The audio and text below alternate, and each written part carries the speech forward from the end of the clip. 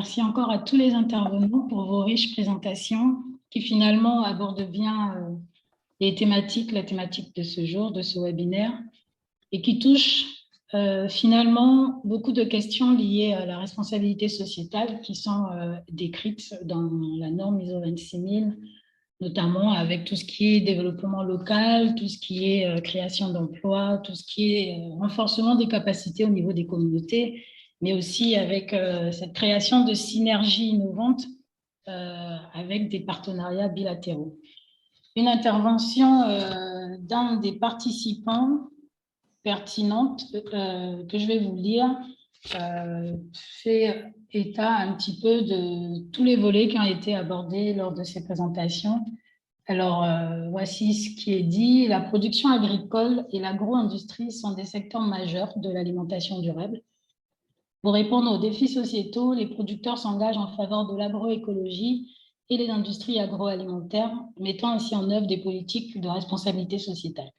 Près de la moitié des entreprises industrielles agroalimentaires a mis en place une démarche volontaire en lien avec la RSE. Leur engagement font valoir les pratiques des producteurs en amont et font écho aux attentes de la société en matière de protection de l'environnement et de bien-être animal. Dès lors, se posent les questions de la valorisation économique des productions durables et de qualité, de la rémunération du producteur et, plus globalement, de l'impact de ces démarches sur la transition agroécologique. Quelques questions également ont défilé dans la messagerie. Notamment, la première question qui est adressée à Florent.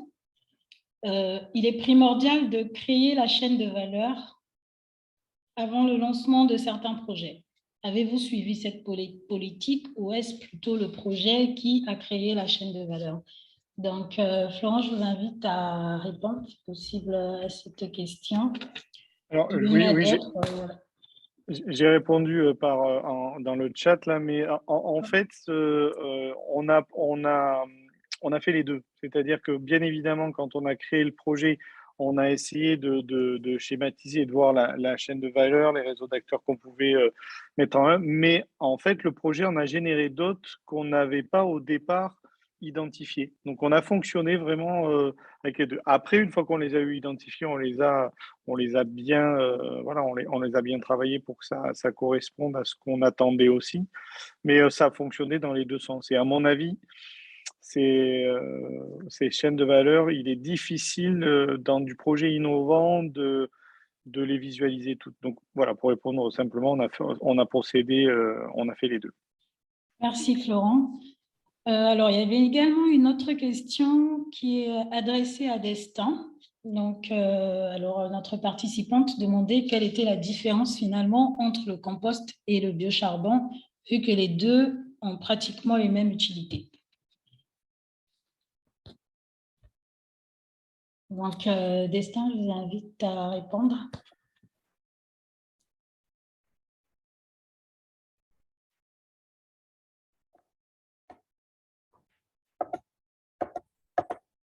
Allô, Destin? Oui, alors, désolé, j'ai eu un souci. Oui, donc je disais, la différence, c'est que c'est relatif aux propriétés. Aujourd'hui, par exemple, la drèche, quand on essaie de faire des recherches sur l'adresse, vous avez la possibilité de faire, on va dire, d'enrichir le sol avec de la drèche. Par contre, la drèche étant aussi une source d'énergie agressive, si les proportions ne sont pas maîtrisées et avec tout ce qui est constitution de la drèche, ça peut vous entraîner à la destruction de certaines plantes fragiles. Par contre, la carbonisation permet déjà de réduire ou on va dire de faire un pré-traitement de cette drèche et de rendre ce engrais, on va dire, biologique sain, qui n'a pas on va dire, qui n'a pas les mêmes, on va dire, les mêmes contraintes qu'une drèche qui n'est pas carbonisée. Donc, c'est relatif aux propriétés. Donc, vous pouvez le faire, on n'a pas dit si c'est impossible, mais sauf que vous avez des problèmes que ça peut générer, c'est seulement si les proportions ne sont pas maîtrisées. Et aussi, autre chose, c'est que vous avez le charbon déjà, il a la propriété d'absorber quand on l'active. Vous savez bien que le charbon a la propriété d'absorber, on va dire, de l'eau. Donc, c'est un consommateur. Et la drèche, tout de suite, s'il n'est pas carbonisé, n'a pas cette propriété-là.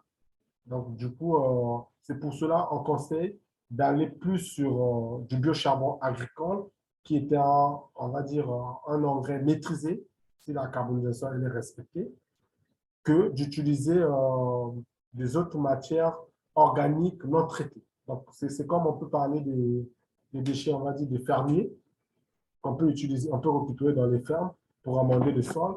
Et tiens-toi bien, si vous n'avez pas la maîtrise de la composition de ces déchets-là, vous allez détruire votre plantation. Donc, c'est cette différence que je voulais juste apporter pour cette question. Merci. Ok, merci Destin. Et puisque nous sommes sur... oui, il y a également une question qui est arrivée. Alors, est-il possible d'accompagner une structure au Cameroun dans la mise en œuvre d'une unité de transformation? Oui, c'est possible. Alors, c'est Florian la question ou je ne sais pas? La question est adressée au dernier intervenant, donc on suppose que c'est Destin, qu'elle est adressée à Destin. Okay. Après, ça n'empêche pas que Florent puisse également intervenir, parce que je pense que, comme on l'a dit tout à l'heure, il y a quand même une synergie qui existe entre ce type d'initiative, qui peut exister, oui, qui peut être développée. Oui. Ok, bon, mais je vais débuter, Florent va compléter. Donc, je disais que dans la présentation, on a souligné que la vocation, c'est d'être leader national avec une vision d'être acteur, on va dire, dans la sous-région, pourquoi pas international. Et tout cela, on ne peut pas le faire seul. Donc, du coup, on a un plan de développement sur les franchises pour certains partenaires, ou aussi on peut faire des transferts de compétences. Donc, ce n'est pas impossible de faire ce développement au Cameroun. C'est même ce qu'on encourage pour contribuer à cet objectif qui est mondial pour nous. C'est lié à l'environnement. Donc, on est ouvert pour faire ce développement hors notre pays. Très bien. Florent, si vous avez des éléments complémentaires à apporter.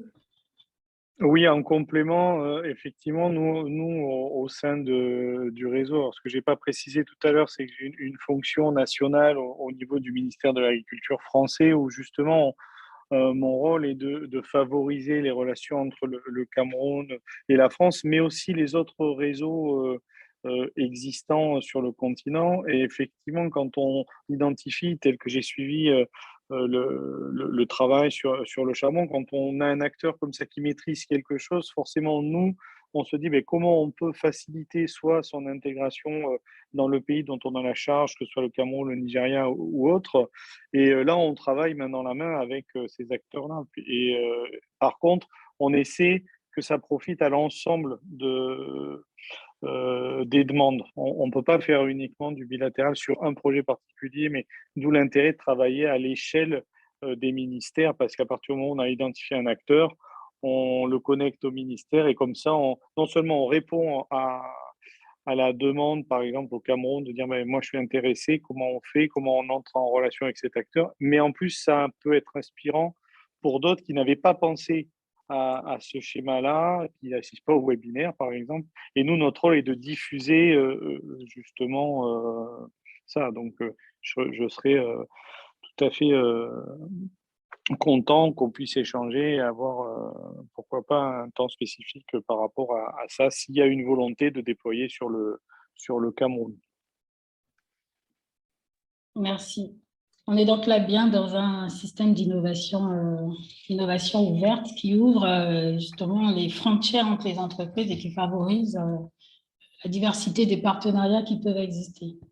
Alors, une question est adressée à vous.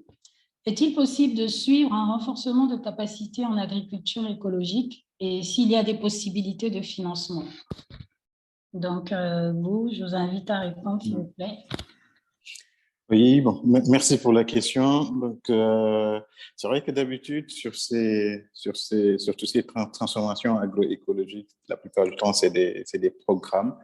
Mais si c'est au Sénégal, quand même, il y a des centres dédiés à la formation des jeunes, notamment le CDH, c'est le Centre de développement horticole au Sénégal.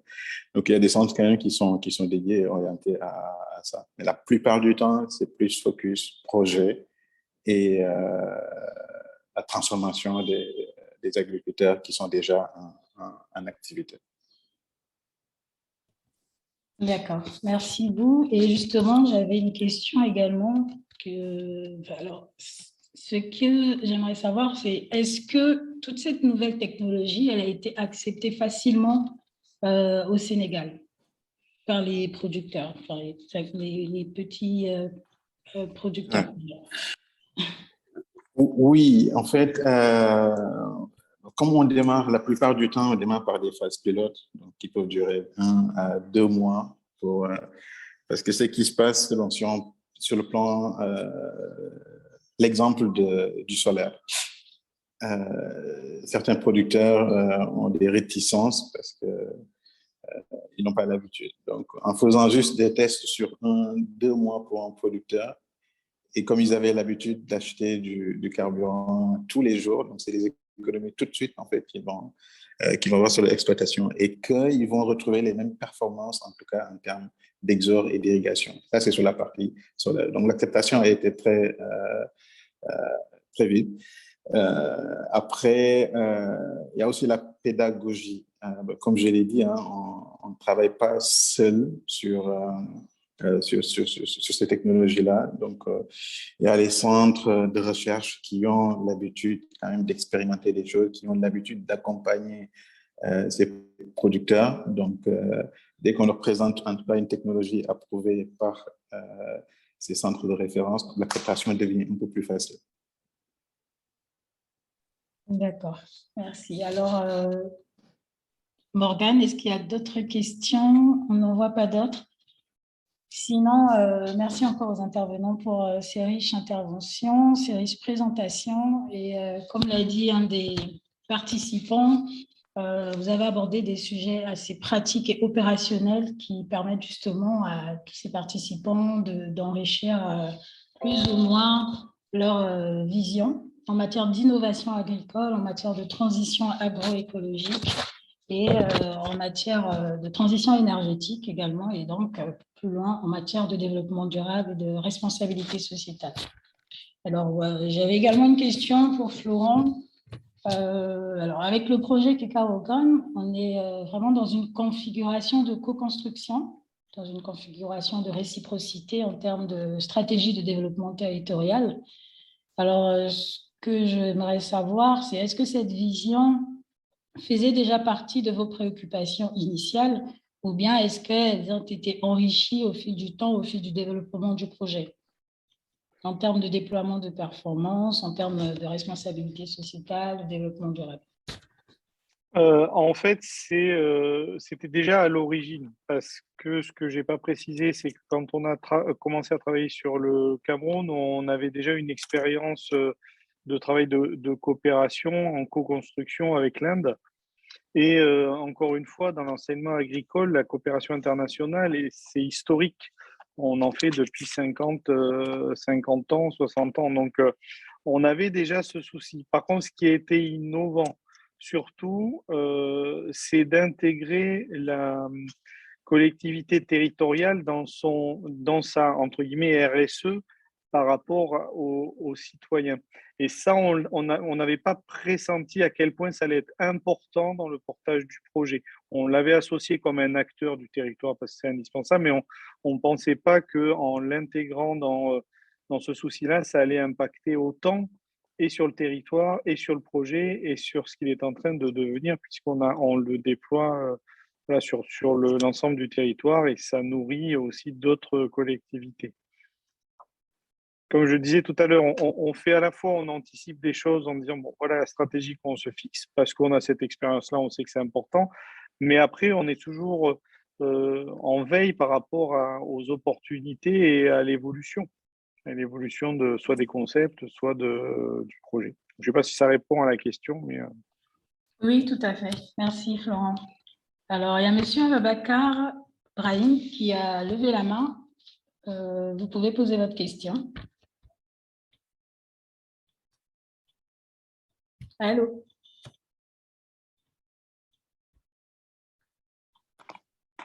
Allô?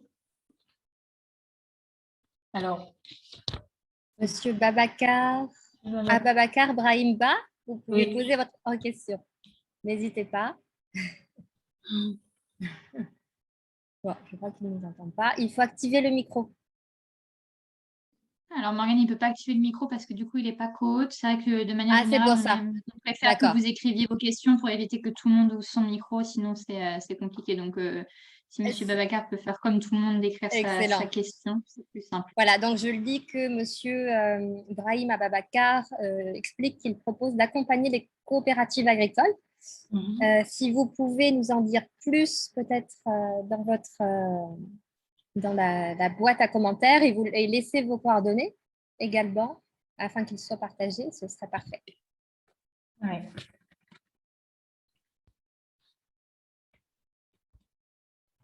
Alors, il n'y a pas d'autres questions, visiblement. Je ne sais pas si Morgane en avait reçu. Est-ce que tu en as reçu? Pas d'autres questions, Viviane, posées. Donc, n'hésitez pas à poser vos toutes dernières questions si vous en avez. Oui, alors je vais avoir une question pour Destin. Alors, comment est-ce que la RSE, finalement, dans votre stratégie de développement local, comment est-ce qu'elle s'intègre en termes de gouvernance, en termes de partenariat, en termes d'emploi, enfin, quels sont les axes que vous développez concrètement en simultané, j'ai envie de dire, avec le développement de votre activité? En termes de sensibilisation, par exemple, ou en termes d'acceptabilité aussi par le public, parce que, comme on sait tous, le charbon de bois, il s'impose depuis des années un peu partout en Afrique. Et ça va être par exemple 88% de ménages qui utilisent le charbon de bois comme source d'énergie, d'après une étude qui a été menée en République démocratique du Congo. Donc, je suis curieuse de savoir comment est-ce qu'en termes de responsabilité sociétale, votre stratégie de développement local apporte un plus, on va dire, en termes d'innovation. La stratégie reste dans la communication, parce que la communication, c'est la clé de tout. Hein. Donc, après, on a des partenaires, par exemple, des écoles. On sait qu'il faut toucher la couche très, on va dire, très fragile, sensible, qui peuvent à leur tour aussi communiquer autour des parents dans le quartier avec des activités simples, par exemple des marches liées, une marche qui est liée avec le ramassage, on va dire des activités liées par exemple à la valorisation des déchets dans tout son ensemble et des cas pratiques avec des produits qui sont palpables, on va dire comme du charbon. Et aussi quelques dons on fait.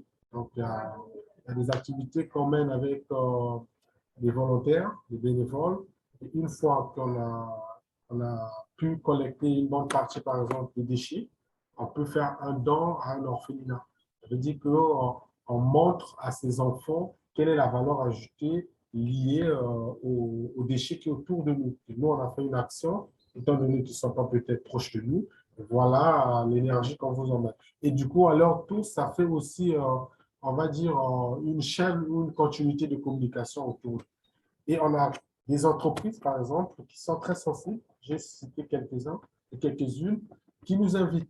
Là, par exemple, actuellement, il y a l'activité liée à la journée mondiale de l'environnement que Total Opo Congo a nous invité pour présenter les produits, présenter notre savoir-faire.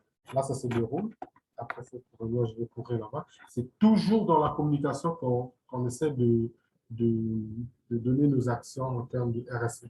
Et aussi, en termes d'emploi, c'est qu'on fait de notre mieux d'engager, on va dire, certaines associations ou certaines structures qui militent, par exemple, pour les enfants de la rue, pour chercher comment rattraper ces enfants-là, on va dire, inculquer une nouvelle façon de voir les déchets et avec une rémunération derrière. Donc, c'est ces stratégies qu'on a pu de mettre en place que on pourra développer au fur et à mesure quand l'activité prendra vraiment son ampleur. Comme tu viens de le souligner, hein, ça fait 60 ans qu'on utilise le charbon de chauffe et ce n'est pas facile à s'intégrer rapidement et faire oublier cette culture. Et aussi, je voulais souligner le réseau de distribution aussi. Donc, on a créé des réseaux de distribution qui permettent que notre produit soit plus accessible ou plus proche de la population, avec une valeur ajoutée sur un pourcentage de commission sur les ventes.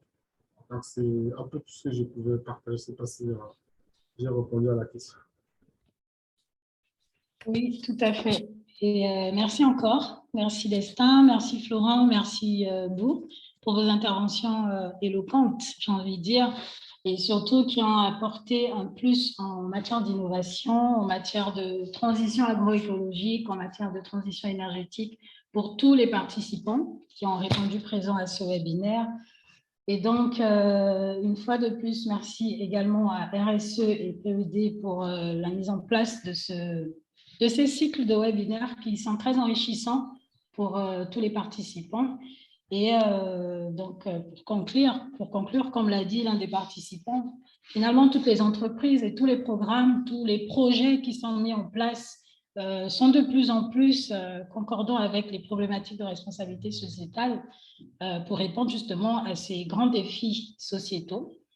Et donc, on ne peut qu'encourager à aller vers ce type d'initiative, par exemple, comme on a dit, évoluer vers des systèmes d'innovation, innovation ouverte, innovation, on va dire, collaborative, qui peut permettre, par exemple, à M. Bibila d'externaliser son travail au Cameroun et pourquoi pas au Sénégal, et vice-versa avec Florent et avec vous et les autres entreprises qui évoluent dans ce secteur ou dans d'autres secteurs. Donc, voilà, je pense que nous sommes arrivés au terme de ce webinaire. Merci à Anne-Sophie, merci Morgane, et merci à tous les participants vous êtes connectés et d'avoir pu suivre avec nous ce webinaire très enrichissant. Un grand merci Viviane pour cette modération. Merci infiniment donc à Viviane. Merci infiniment aux trois intervenants, Florent Dionisi, Destin Biblia, Boudiara. Vos présentations ont vivement intéressé les participants de toute évidence et